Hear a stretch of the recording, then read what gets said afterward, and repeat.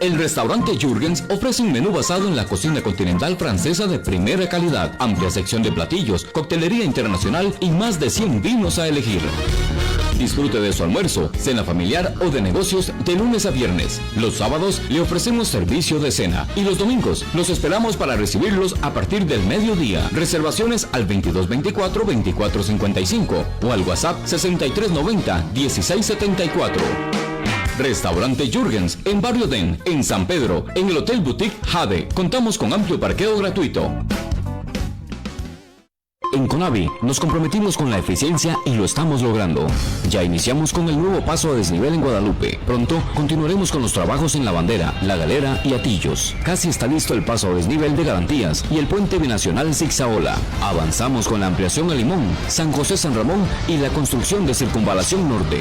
Estamos haciendo grandes obras, sin dejar de lado el mantenimiento de miles de kilómetros de rutas nacionales en todo el país. Conavi, conservando, mejorando y construyendo la red vial nacional. ¿Usted es de los que habla o de los que actúa? Si no lo sabe, yo le ayudo a decidir. Soy Carlos Monge y los invito a escuchar aquí en el programa Horizontes la reflexión del día. En nuestro microprograma ¿Actuamos o hablamos? WhatsApp, programa Horizontes, 83 41 41 42. Envíenos sus comentarios, noticias, audios y videos al WhatsApp, programa Horizontes, 83 41 41 42.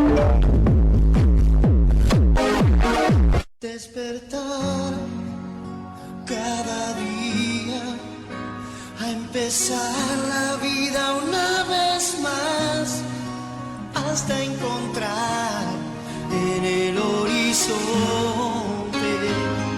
la música.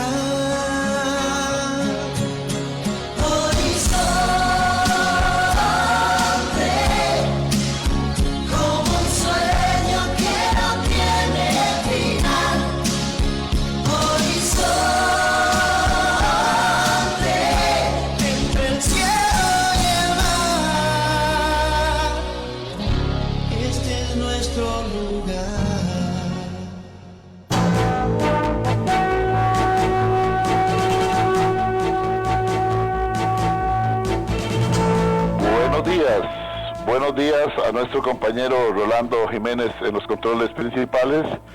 Le damos los buenos días a don José Bustos y don Alex Romero en el estudio de grabación.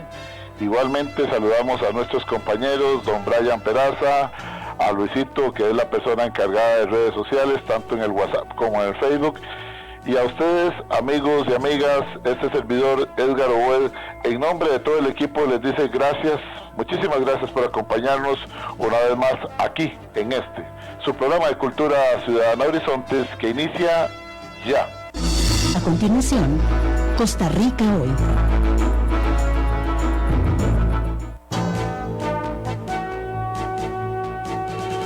Nuevamente gracias, amigas y amigos, gracias por acompañarnos en su espacio de Cultura Ciudadana Horizontes, donde no le decimos cómo pensar, donde no le decimos cómo opinar. Promovemos la participación ciudadana, sí. Usted, amiga, usted, amigo que nos escucha, usted tiene derecho a pensar libre y abiertamente. No permita que algunos medios de comunicación que durante años han venido bombardeándonos, tratando de decirnos cómo pensar y cómo opinar, le manejen su forma de actuar y su forma de manifestarse. No, usted tiene criterio propio, nosotros tampoco le vamos a opinar.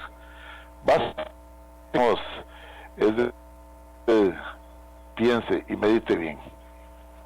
Antes de iniciar, solamente quiero recordarles que usted nos escucha a través de 96.3 en FM, Centro para todo Costa Rica, y si tiene que apartarse de su aparato de radio, no se preocupe, nos puede escuchar en internet con solamente ingresar a Facebook. Búsquenos en este momento, ahí está la transmisión, búsquenos en Facebook como Horizontes, programa Horizontes Costa Rica en Facebook, ahí está la transmisión. Me gusta nuestra página. Por último, pensando en escuchar la opinión de todas y todos, nuestro WhatsApp 83 4141, nuestro WhatsApp. Bien, amigos, el doctor Luis Paulino Vargas Solís, economista, catedrático, director del Centro de Investigación de Cultura y Desarrollo de la UNED, está con nosotros en la mañana, escuchar todas las propuestas. Don Rodrigo Chávez ha hecho algunas apreciaciones en cuanto a la economía nacional, o muchas más bien diríamos nosotros. Ha trazado un plan que por lo visto el señor presidente le ha dado carta blanca, o por lo menos lo respalda, y es así como los costarricenses hemos visto algunas propuestas, vender parte de los activos del gobierno, etcétera, etcétera. Bien, vamos a ver. Vamos a iniciar ya con don Luis Paulino Vargas Solís, a quien le damos la bienvenida a Horizontes, el programa de Cultura Ciudadana.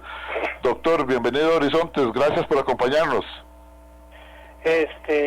Buenos días, don Edgar, muchísimo gusto de compartir con usted y con las personas oyentes de su programa en Radio Centro. Gracias. A la orden. Muchas gracias, doctor. Sabemos que usted es una persona muy ocupada y le agradecemos muchísimo el espacio que nos brinda para este tema tan importante. El tema de la economía superó por mucho al tema de la seguridad o inseguridad que veníamos viendo como uno de los primeros temas que preocupaba a los costarricenses. Hoy día es la economía. La economía, vemos, un día vamos para un lado, otro día vamos para otro. Por otro lado vemos también un escándalo, porque realmente ha sido todo un bombazo lo que nos hemos llevado los costarricenses cuando nos enteramos que ya desde hace año y resto trabajaba el gobierno de la República con la unidad de análisis de datos, donde sus datos, los míos y los de todo el mundo, podían ser vistos de una manera inadecuada, y decimos nosotros porque hasta Estado de Derecho siempre pensamos que es a través de las órdenes judiciales, pero bueno, pareciera que aquí a algunos se les ocurrió esa genialidad y entonces teníamos también una unidad de análisis de datos, pero eso va a ser uno de los temas. A los amigos desde ya les recuerdo, está abierto el WhatsApp 83414142 83414142 para que hagan sus reportes de sintonía y opinen en cuanto al tema. Doctor, cuando vemos las medidas que don Rodrigo Chávez, ministro de Hacienda, ha propuesto, ¿qué opinión le merecen a ustedes? ¿Cómo está la situación real de Costa Rica en estos momentos? ¿Sirvió de algo la aprobación del llamado combo fiscal popularmente, así, cuando la gente se manifestaba, diferentes grupos que no lo queríamos, el gobierno insistía, es que es la única manera de salir, y pareciera que no salimos, la tasa de desempleo sigue creciendo, en fin, hay un caos en términos de nuestro país. Le escuchamos con atención y con respeto, doctor. Bueno, don Edgar y amigos y amigas oyentes, yo creo que de la posición que el ministro de Hacienda hizo pública, si mal no recuerdo, hoy hace 2 semanas en la Asamblea Legislativa, hay dos cosas que yo rescato como positivas y una serie de otros elementos con los que yo no comparto. Y yo quisiera empezar por las dos cosas que yo veo como positivas. En primer lugar, el ministro ha tenido la valentía, porque yo creo que hay que tener coraje para hacerlo, de hablar abiertamente de la defraudación fiscal. Pues valioso, nada más tengamos que Pilar, que usualmente hacía ostentación ahí, actitudes de mucho matonismo, de mucha agresividad, sobre todo dirigidas contra las personas que público, ella que era así tan bullanguera a la hora de hablar, que se mostraba tan enérgica, tan regañona, literalmente. Sin embargo, doña Rocío Abbas habló de defraudación fiscal, nunca tuvo la valentía de tocar ese tema, porque sabe que si tocar el tema de defraudación fiscal significa tocar intereses económicos muy poderosos, y en ese sentido la mayoría de quienes están en esas altas posiciones prefieren guardar silencio, y no solo Rocío Aguilar, uno lo ve en la Asamblea Legislativa, los Carlos Ricardo Benavides, los Pedro Muñoz, las Jorlene Ilián, todos estos diputados y diputadas que se muestran tan entusiastas para restringir el derecho a la huelga, para restringir también el derecho a la protesta ciudadana, que en su momento promovieron con tanto ahínco el plan fiscal del gobierno de Carlos Alvarado, etcétera. Esta gente nunca habla de defraudación fiscal, y el propio presidente Alvarado tampoco lo había hecho nunca, hasta que ahora aparece el ministro Rodrigo Chávez y pone el tema sobre la mesa y comienza a hablar de que hay que hacer un esfuerzo importante para controlar la defraudación fiscal, y ya solo ese hecho me parece valioso y hay que resaltarlo, y yo quisiera hacerlo así. Hay un paso adelante del ministro al plantear el tema, y de hecho las propuestas que él está giran en gran medida alrededor de metas de reducción fiscal para que la fórmula pues éxito que previo en algún éxito también en el control de la defraudación fiscal. Si no lo logra, el plan no va a resultar, porque ese elemento es clave dentro de lo que él dice. Y digamos, entonces es un punto positivo que yo le reconozco. Ahora, un segundo punto positivo que yo también quisiera reconocerle es que el ministro, aunque no lo haya dicho con todas las palabras, pero se entiende muy claramente, que el ministro está reconociendo que el plan fiscal que se aprobó allá en diciembre del año 2010, que fue impulsado por el gobierno de Alvarado, que fue apoyado por una amplia coalición de partidos políticos en la Asamblea Legislativa y apoyado también por las cámaras empresariales y por los medios de comunicación, que ese plan fiscal ha fallado, que ese plan fiscal es claramente insuficiente. Bueno, los datos recientes que se de la situación fiscal del país correspondiente al año 2019, los datos que se dieron hace apenas una semana, menos de un mes, donde se dan los datos para el año 2019 sobre el déficit fiscal, el comportamiento de los gastos y los ingresos, el comportamiento mismo de la deuda pública, evidenciaron de forma contundente que el plan fiscal aprobado era completamente insuficiente, que estaba mal diseñado, mal concebido, que por esa vía no se podría aspirar a resolver el problema, que más bien con un plan con esas características el problema tendería a agudizarse. Entonces ahí me parece que hubo una dosis de realismo de parte del ministro, incluso yo diría de honestidad. Está reconociendo, tal vez él no dice directamente el plan falló, pero de toda su exposición y de las diferentes cosas que él plantea, uno lo deduce claramente. Uno dice, sí, el ministro está reconociendo que el plan no sirvió y que hay que hacer algo más si es que queremos atacar el problema fiscal. Ahora, ese algo más es lo que puede ser discutible, ¿verdad? Uno es ahí donde uno podría entrar en diferencias con el ministro, de si realmente es por ahí como él lo está planteando, o si él no está incurriendo nuevamente en el error de pretender de ofrecer cosas que el plan que él ofrece no podría satisfacer. Porque digamos, el plan fiscal original, el de Carlos Alvarado, el aprobado en 2018, ofrecía cosas que evidentemente no estaban al alcance de ese plan fiscal, no era posible lograrlas con base en ese plan. Uno viendo y escuchando lo que el ministro ahora propone, puede válidamente hacerse la misma pregunta.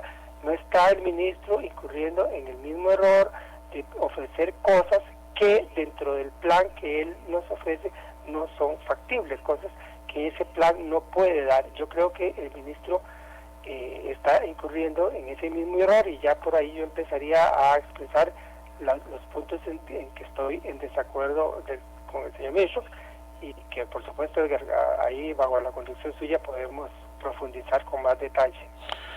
Son las palabras de inicio del doctor Luis Paulino Vargas Solís, economista, catedrático universitario, director del Centro de Investigación en Cultura y Desarrollo de la UNED. Con él estamos conversando en la mañana de hoy acá en Horizontes, en vivo, en directo para todo Costa Rica, a través de 96.3, sobre las propuestas del ministro de Hacienda, Rodrigo Chávez.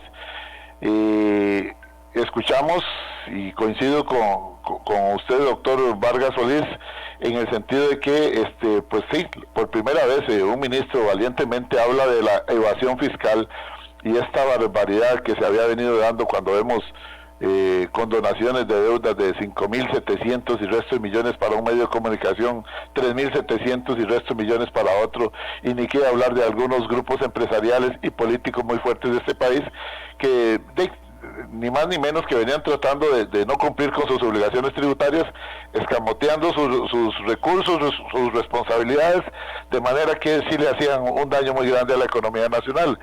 Ahora bien, cuando se empieza a hablar del déficit, cuando se habla de evasión fiscal, cuando también, por más que corrigió la cifra, también se habla de dinero sucio proveniente de actividades ilícitas, entre ellas el narcotráfico, la trata de personas, la venta de armas, etcétera, etcétera, que en algún momento el ministro dijo que era cerca de un 22% y luego corrigió el asunto. Esto nos decían a nosotros que provocó todo un sismo en el Poder Ejecutivo, que no se debió haber dicho, etcétera, etcétera. Por ahí terminó siendo despedido el director del ICD también, porque habían cifras que realmente sí asustan y no se querían hacer públicas. En fin, ha sido una situación bastante difícil. Al mismo tiempo se habla, y le hago el planteamiento porque ya me lo están haciendo por acá a través del 83 41 41 42, se habla ya de empezar a vender activos. Desde hace muchos años, los que tenemos bastantes canas y los que tenemos más de 6 décadas encima, vemos cómo hay grupos políticos y empresariales que vienen asustando y asustando y asustando, poniendo muy mal la imagen generalizando de todos los empleados públicos, que no sirven para nada, que son muy costosos, que solo pluses, etcétera, etcétera. Y por otro lado dicen, bueno, la única manera es empezar a vender activos de los costarricenses. En algún momento se pretendió privatizar Recope, y después se habla de la venta del Banco de Costa Rica, y ya ahora sí nos hablan más abiertamente de la Fábrica Nacional de Licores. Hay un grupo empresarial muy fuerte que se frota las manos, que son parte de los que están ahora con esta jugada olímpica que hicieron también de llevar el fútbol a privatizarlo, y como dicen ellos, si no vendemos en los estadios, lo vamos a vender en las cantinas, porque ahora los mandamos a la cantina para que puedan ver el partido de fútbol, etcétera, etcétera. Es decir, doctor Luis Paulino Vargas Solís, se ve que hay una estrategia muy grande en todo lo que tiene que ver con sacarle cada día más dinero al costarricense, al que menos tiene, y desde luego también llevar muchos millones de dólares a sus bolsillos de estos grupos cuando se pretenden vender bienes del Estado. ¿Qué opinión le merece esta estrategia? ¿Será prudente vender? ¿Será prudente concesionar? ¿Es mejor ir poco a poco o es mejor del todo no hacerlo, hacerlas más eficientes? ¿Qué opinión le merece a usted, doctor Luis Paulino Vargas Solís, economista y catedrático y director del Centro de Investigación en Cultura y Desarrollo de la UNED?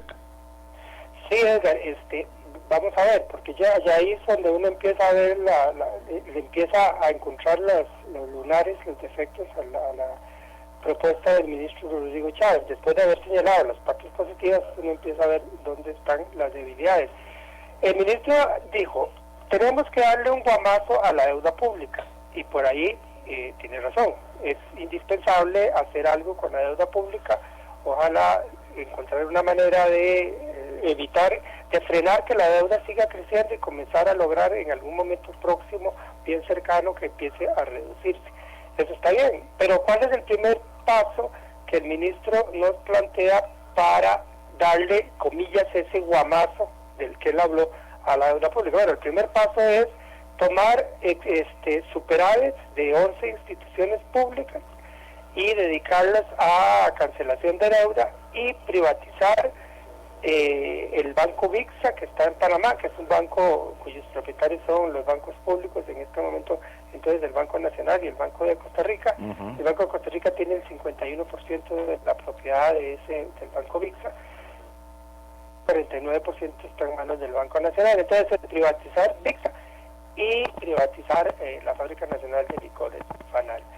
VIXA está demostrado, y uno puede, si uno hace una búsqueda en internet, puede fácilmente ubicar artículos publicados inclusive en un medio como El Financiero, que es un periódico del Grupo La Nación, que no es de ninguna manera un medio que uno pueda creer que es como de izquierdas o promotor del estatismo o algo por el estilo, todo lo contrario, más bien. Pero uno encuentra ahí artículos donde se reconoce el buen desempeño de VIXA, que el VIXA es un buen negocio para los bancos públicos, que por lo tanto aporta para la solidez financiera de los bancos públicos y favorece que los bancos públicos puedan cumplir mejor su trabajo en Costa Rica. De manera que es un buen negocio para los bancos públicos, esto por lo tanto un buen negocio para Costa Rica. Podríamos aprovecharlo mejor de como se está aprovechando, y eso deberíamos hacerlo, pero el caso fundamentalmente es que sí es un buen negocio para Costa Rica y para nuestros bancos estatales. Y por otro lado, el caso FANAL, probablemente FANAL requeriría algunos cambios para lograr que sea una empresa más competitiva, y yo creo que podríamos aspirar a que sea una empresa más competitiva y que cumpla una serie de funciones sociales y que además contribuya al sostenimiento de las finanzas públicas, siendo un negocio rentable. Pero el caso es que entonces quieren privatizar, o la propuesta es privatizar VIXA, privatizar FANAL y tomar los superávits de 11 instituciones públicas para, dice el ministro, empezar con que ese sea uno de los componentes dentro del guamazo que supuestamente se le daría a la deuda pública. Pero si usted suma los superávits más esas dos privatizaciones, eso alcanza apenas para cubrir un poco más del 1% de toda la deuda. O sea, del monto total de la deuda, usted agarra todos esos recursos, lo dedica a cancelación de deuda y usted lo que reduce la deuda es en un poquito más del 1% del total de la deuda. El crecimiento automático, el crecimiento inercial de la deuda es tal que en cosa de un trimestre o menos de un trimestre se compensaría totalmente. Usted agarra toda esa plata, los superávits, las privatizaciones, los mete a pagar deuda y en cosa de 3 meses ya volvió a recuperar, la deuda volvió a recuperar esa pequeña reducción. En cosa de 3 meses se compensaría, en menos de 3 meses se compensaría la pequeña reducción que se dio en la deuda pública con base en tomar los superávits de las dos instituciones y la privatización. Doctor, disculpe. Doctor, una consulta para seguir aprendiendo. A mí me encanta hacer este programa que hacemos desde hace 14 años y aquí me están preguntando y es una oportunidad para que este servidor Edgar Obed y muchos oyentes aprendamos de los conocimientos suyos como doctor en economía. ¿Se puede ver estos dineros de estas instituciones realmente como un superávit o se debe de ver como nos dice acá, vamos a ver, Roberto Morúa, voy a leerlo textual, dice Roberto Morúa: don Edgar, como usted lo ha dicho, ¿se ve esto como un superávit o realmente es parte de dineros que sencillamente fueron solicitados, presupuestados y que nunca fueron ejecutados? ¿Cómo se puede ver esto, doctor? Muchas veces son dineros que simplemente nunca se ejecutaron. Estaban en el presupuesto, fueron presupuestados a inicio. Terminó el año, nunca se gastaron, nunca se giraron. En realidad es como si no existieran. Para todo efecto práctico es como si no existieran. Ahora, en otras oportunidades son superávits que ya están comprometidos. Hay una inversión, por ejemplo, la institución está en proceso de llevar adelante una inversión. La ejecución de las inversiones siempre es complicada, lleva tiempo, entonces se terminó el año, no se pudo avanzar, no se pudo ejecutar la inversión que se va a hacer, eso queda para el año siguiente y eso ya queda reservado ahí para que el año siguiente se pueda hacer la inversión que tenía planificada realizarse. De manera que la deuda no es tan sencillo, muchas veces, como le digo, son dineros que ni siquiera existen, que nunca se giraron, que nunca se gastaron, que nada más estaban en el papel como un monto presupuestado, pero en la práctica, en la realidad, no existen, ¿no? Al no girarse tampoco nunca existieron, ¿verdad? O podrían estar comprometidos para satisfacer objetivos importantes para la institución de que se trata. Esas complicaciones pueden existir y de manera que tomar los superávits de las instituciones no es tan sencillo como decir vamos a hacerlo y no es tan sencillo como darle martillazos a un clavo para clavarlo, ¿verdad? Correcto. Es bastante más complicado y puede tener otros elementos ahí que lo hagan poco viable. Pero es que además yo creo que tenemos, Edgar, que resaltar un elemento que es de carácter ideológico. Yo creo que aquí se está aprovechando la crisis fiscal y el problema del crecimiento de la deuda pública y con el pretexto de darle un guamazo a la deuda para abrir la agenda de las privatizaciones. Y esa es una agenda completamente ideológica que además refleja intereses de gente que ve la posibilidad de un buen negocio apropiándose de activos que en este momento son activos públicos, activos que pertenecen a la colectividad. Asustando a la gente y desprestigiando a las instituciones y sus trabajadores también. Esa es una manera de decir no sirven, hay que venderlos. Pero además sí, exactamente, pero además sigue siendo un detalle, Edgar, empiezan con dos empresas que son tal vez las menos polémicas. Digamos, VIXA, la mayoría de la población de Costa Rica no sabe qué es VIXA, porque VIXA es una empresa que funciona fuera de Costa Rica, funciona en Panamá y tiene algunas sucursales en Miami, en otros lugares, aparte de Panamá, pero uno no ve a VIXA aquí en Costa Rica, uno no sabe, la gente común y corriente no sabe qué diablos será eso.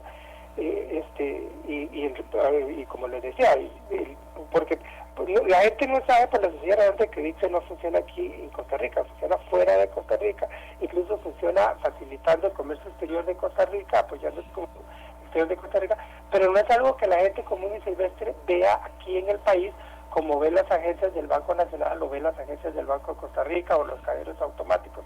No se ve, no tiene presencia aquí.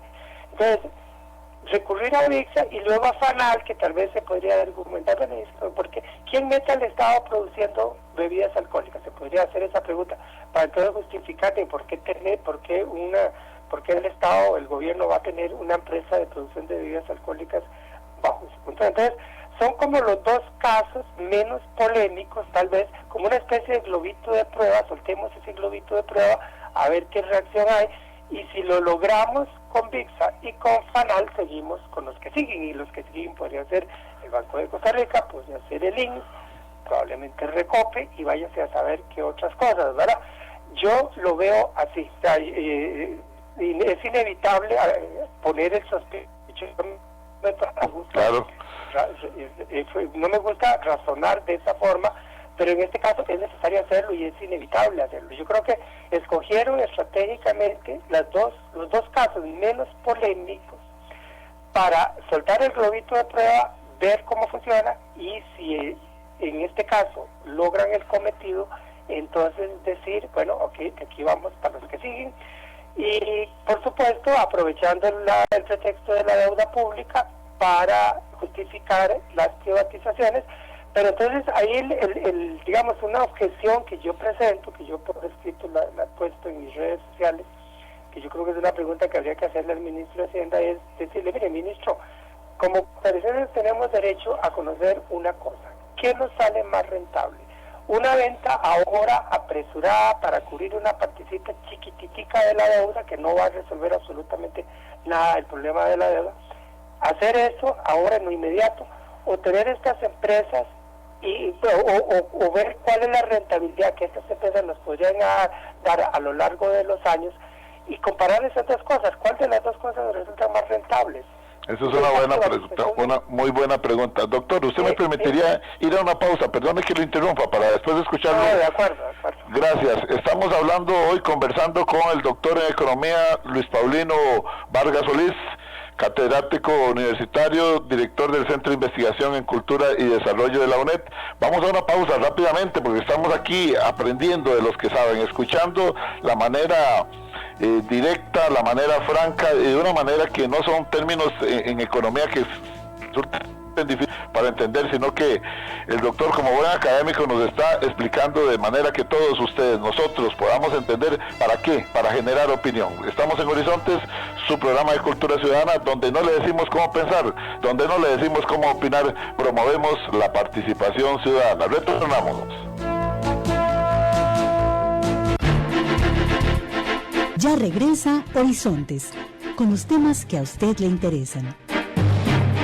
Restaurante Jürgens, localizado en el Boulevard Den, en San Pedro. El restaurante Jürgens ofrece un menú basado en la cocina continental francesa de primera calidad, amplia sección de platillos, coctelería internacional y más de 100 vinos a elegir.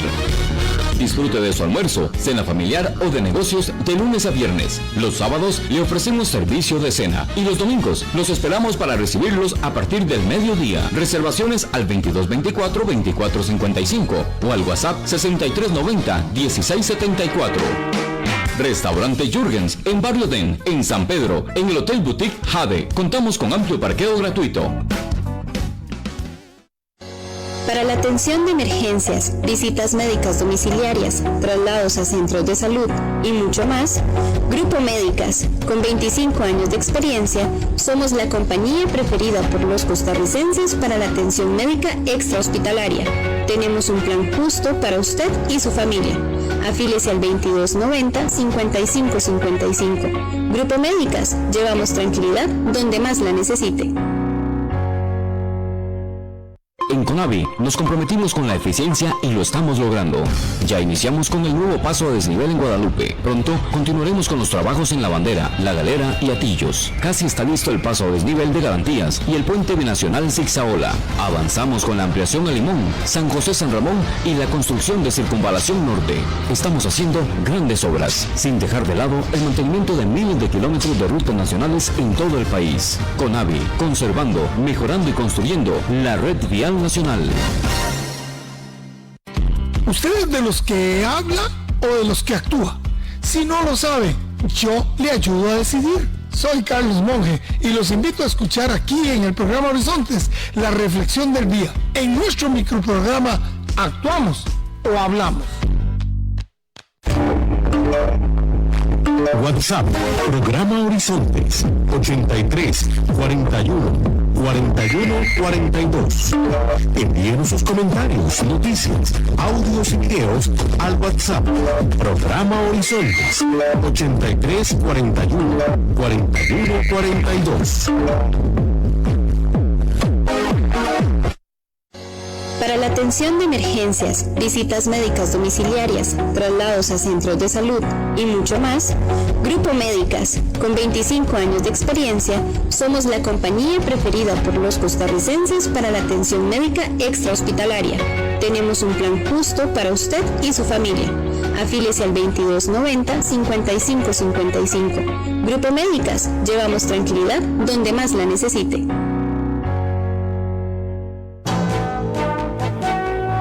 Retornamos a Horizontes, su programa de Cultura Ciudadana. Quiero leer rápidamente algunos mensajes que han ingresado a través de nuestro WhatsApp, el 83 41 41 42.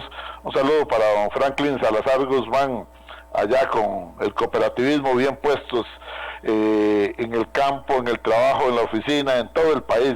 Ahí están produciendo para Costa Rica. Franklin Salazar Guzmán, un saludo respetuoso. Saludo para el buen amigo Fernando Rojas. Un gusto, don Fernando, y la gente linda del Banco Popular. Un saludo. Igualmente allá en el Tribunal Supremo de Elecciones, a don Ruy López González. Un saludo para don Ruy. La gerente general del Grupo Extra, doña Yari Gómez Quesada, que nos hace el honor de estar sintonizando Horizontes. Gracias, doña Yari, se le quiere, se le respeta. Don Mario Mazariegos dice, excelente la exposición. Un saludo para nuestro buen amigo, el doctor Eduardo Blanco, y sus compañeros y compañeras, colegas allá en el hospital de Cartago. Don Luis Bonilla Guzmán, que también está saludando por acá a todos los oyentes. Nuestro buen amigo, nacido en El Salvador, costarricense por los cuatro costados, Efren, nos hace su saludo. Ahí está el doctor reportando que estaban en sintonía. Igualmente don Sheldon Halsenstein, nacido en Inglaterra, y como dice él, con ese español tan particular, dice don Sheldon Halsenstein, soy como el gallo pinto, muy tico, viviendo acá en Costa Rica. Saludamos también, vamos a ver, mire ustedes, esto me gusta, y me gusta hacerlo público porque hay gente que se asusta. Yo más bien los aplaudo y me gusta porque así llega la información donde tiene que llegar. Dicen unos amigos aquí, compañeros de la DIS, escuchándolo aquí en camino, en carretera, don Edgar, está buena la exposición. Bueno, muy bien, todo el mundo hace su trabajo, los de la DIS hacen su trabajo, nosotros en comunicación, nuestro invitado también, el doctor, hace su trabajo generando opinión. Igualmente vamos aquí muy rápidamente. Marín desde Heredia reporta sintonía, Randall Ramírez Vargas también reporta sintonía, don Tommy desde Tortuguero reporta sintonía, Turismo dice Cala, reportando sintonía, la licenciada Glenda igualmente, don Víctor Valverde que está desayunando por allá, don Gerardo Brenes también. En fin, son muchos los que están haciendo su comentario por acá a través del 83 41 41 42. Esteban Castillo Villegas, excelente el programa, dice, Carlos Alvarado, que no es el presidente, siempre me obliga este oyente a hacer la observación. Don Carlos Alvarado nos envía acá una imagen donde dice excelente y nos cierra el ojo como diciendo póngale, excelente exposición, estoy aprendiendo, dice nuestro buen amigo Álvaro Rodríguez Zamora, TUC, del sindicato ANIC, que está en sintonía. Así es, Alvarito, aquí estamos aprendiendo todos de nuestro invitado. Esa es la belleza, cuando uno tiene profesionales de la talla de nuestro invitado hoy, que comparten sus conocimientos con los miles de oyentes de Horizontes, su programa de Cultura Ciudadana. Así es que siempre es un gusto, Alvarito, saludarlo, y a toda la gente de la Corte Suprema de Justicia también en Cartago, que está en sintonía, y a los amigos de ANIC. Bien, retornamos con nuestro invitado, hoy con nosotros el doctor Luis Paulino Vargas Solís, economista, catedrático universitario, director del Centro de Investigación en Cultura y Desarrollo de la UNED. Doctor, yo lo interrumpí para ir a la pausa, me va a disculpar, y ya aquí vamos seguiditos hasta las 8:13 minutos.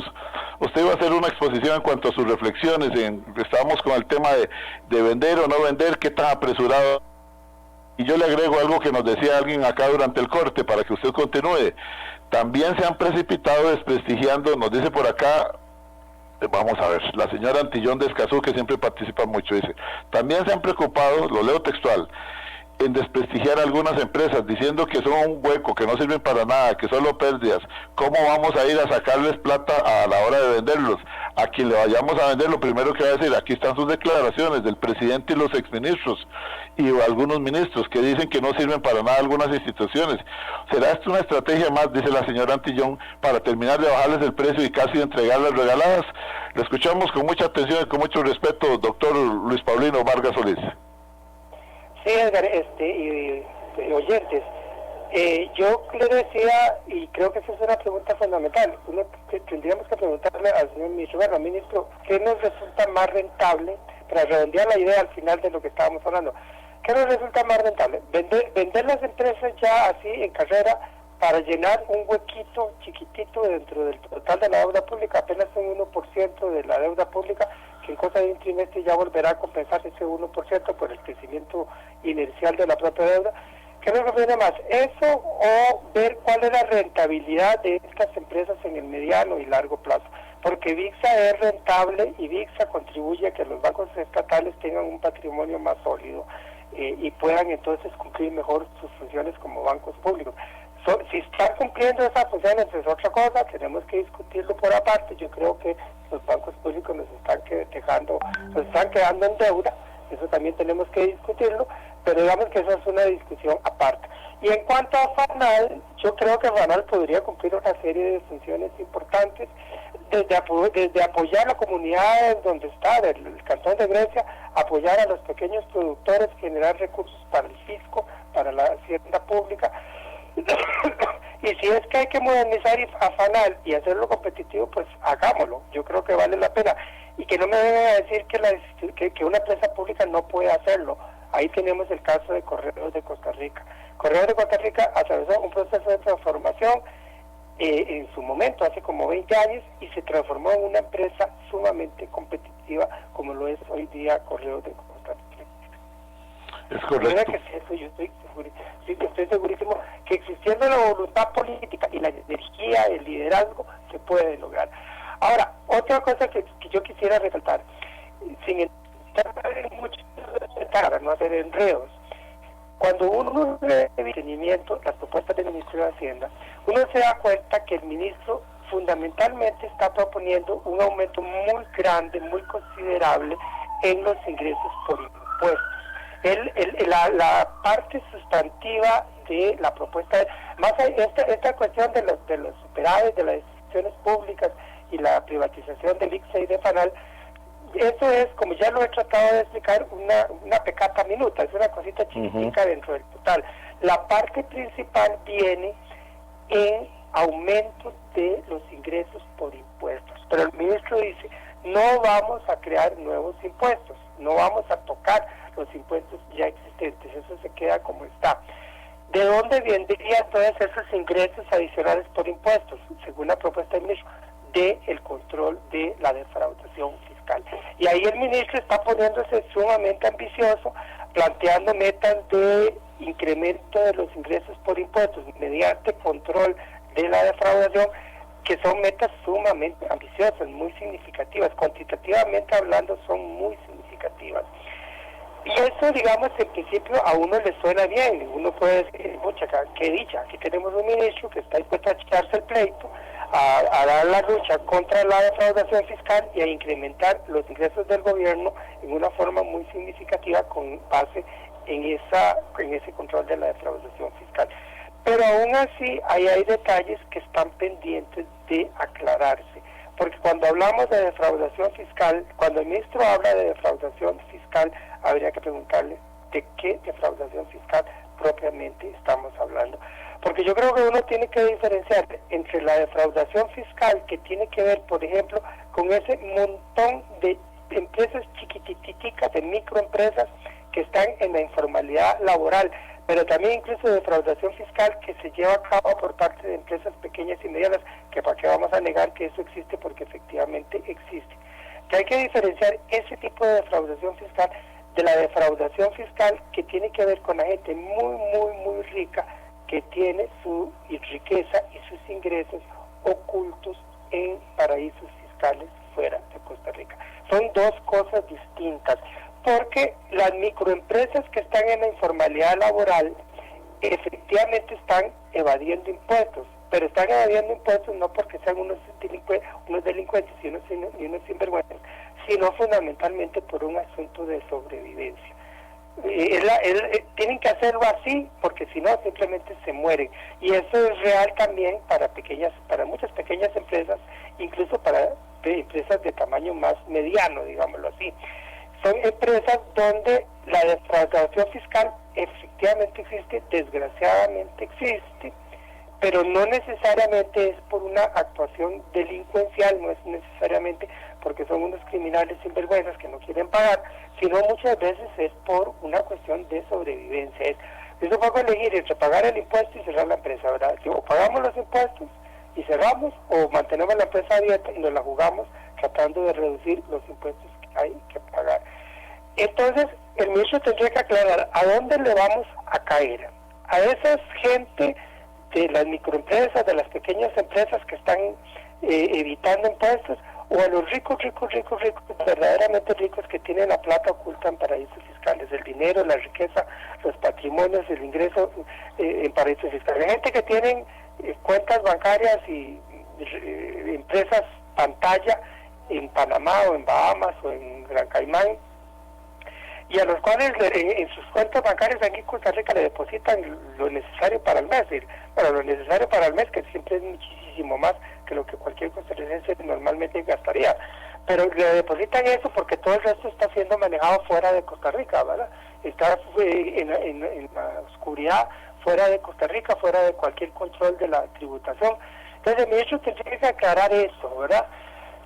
Porque si el martillazo, si el golpe, la acción del Ministerio de Hacienda a la hora de controlar la defraudación fiscal va a ir orientada a las empresitas chiquititas que están en la informalidad laboral, o las empresas pequeñas y medianas que están evitando impuestos para poder sobrevivir, si el golpe va hacia ahí, el incremento de los impuestos que el ministro estaría tratando de lograr de esa manera podría causarle un daño a la economía en un momento como el actual, donde la economía anda renqueando, donde la economía está anémica, donde el crecimiento económico es muy débil y los problemas del empleo son horribles, graves. O sea, sería caerle a sectores que generan empleo, una cierta cantidad de empleo, incluso aunque sean empleos en informalidad laboral, que son empleos mal remunerados y de muy baja calidad, pero caerle a esos sectores y sacar de ahí la plata que el ministro está proponiendo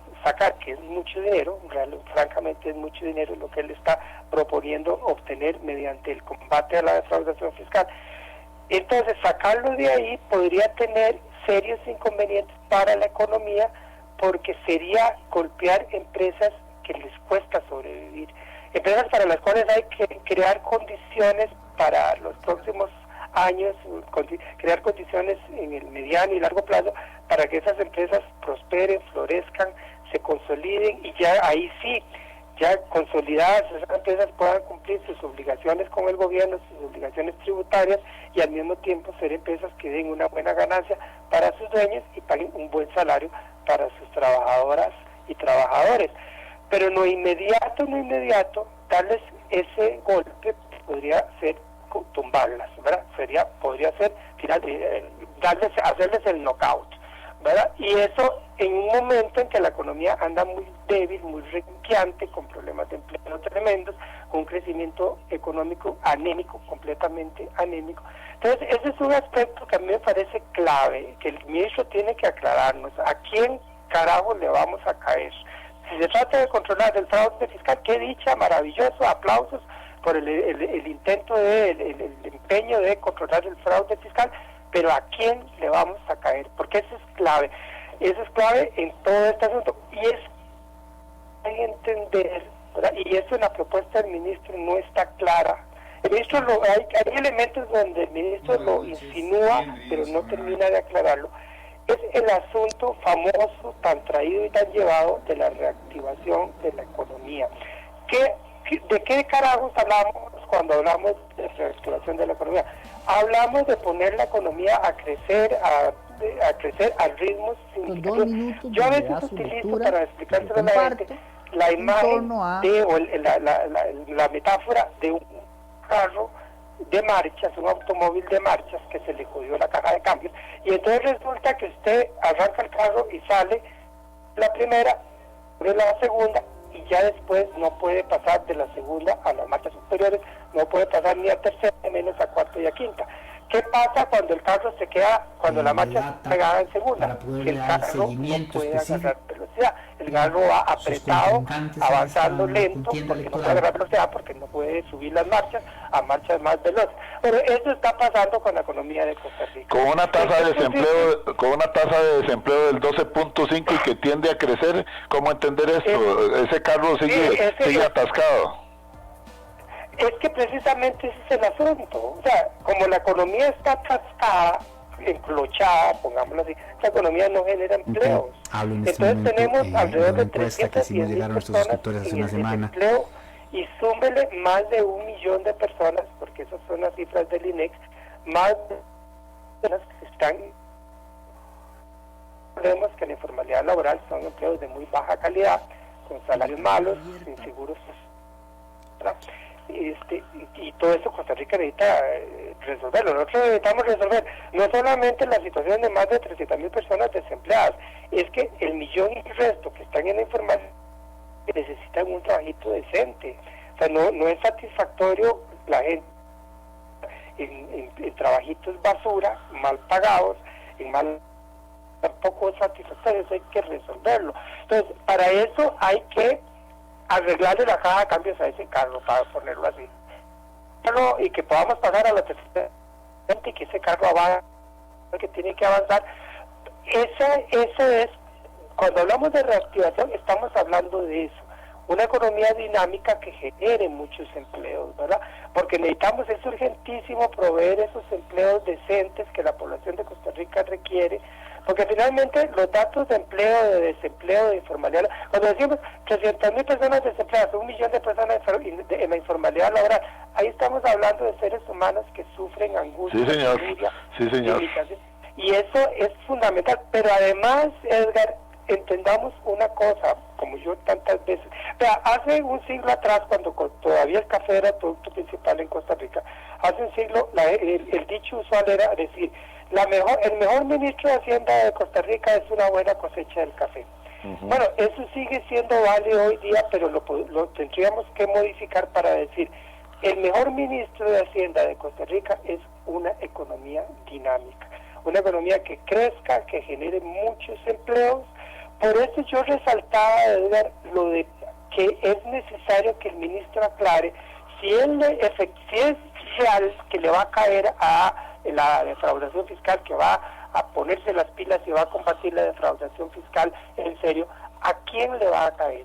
¿A los super ricos que tienen la plata en Bahamas, en Gran Caimán, o en Islas Vírgenes Británicas, o en Panamá?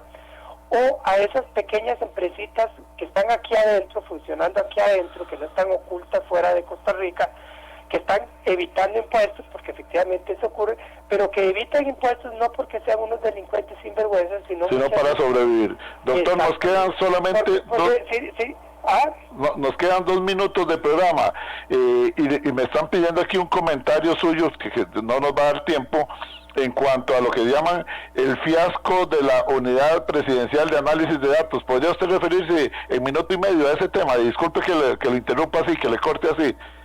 Sí, yo he pensado lo siguiente: una unidad para el análisis de datos para el presidente de la República. Digamos que en principio tiene sentido, debería haber alguien analizando información para el presidente, para que el presidente tome decisiones con base en una buena información, ¿verdad? Para que el presidente tome decisiones informadas. Eso tiene sentido. Bueno, pues para eso está Mideplan. Ajá.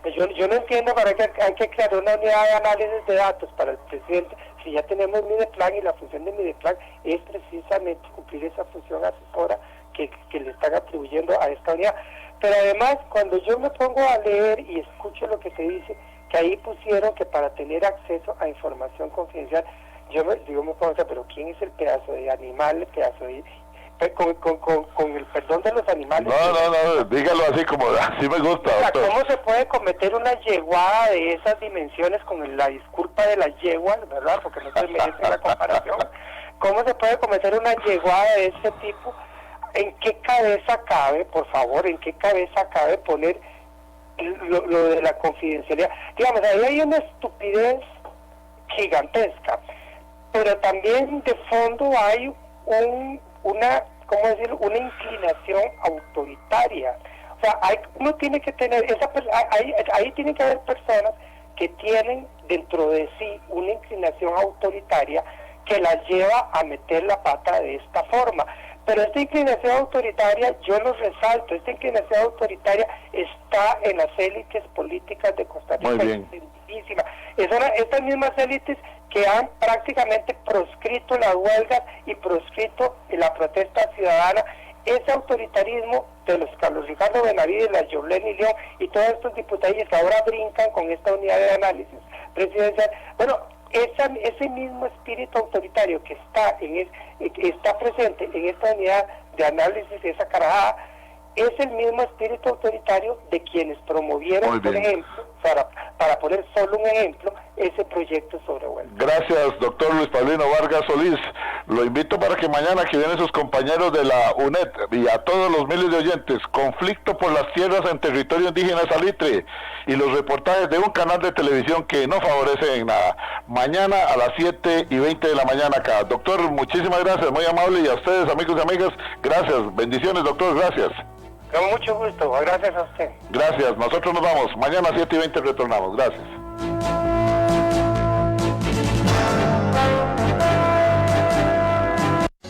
Para la atención de emergencias, visitas médicas domiciliarias, traslados a centros de salud y mucho más, Grupo Médicas, con 25 años de experiencia, somos la compañía preferida por los costarricenses para la atención médica extrahospitalaria.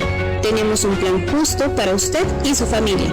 Afíliese al 2290-5555. Grupo Médicas, llevamos tranquilidad donde más la necesite.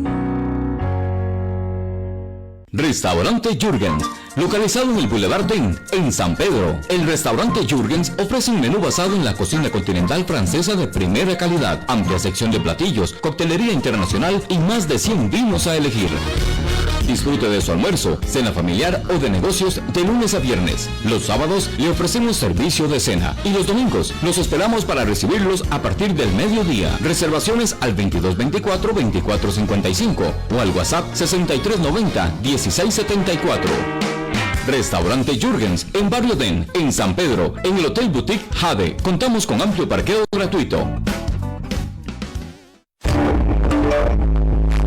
WhatsApp, programa Horizontes, 83 41 41 42.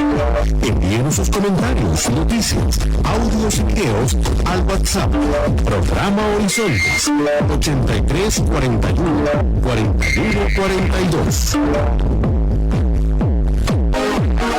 TIGC Centro 96.3 Póngala.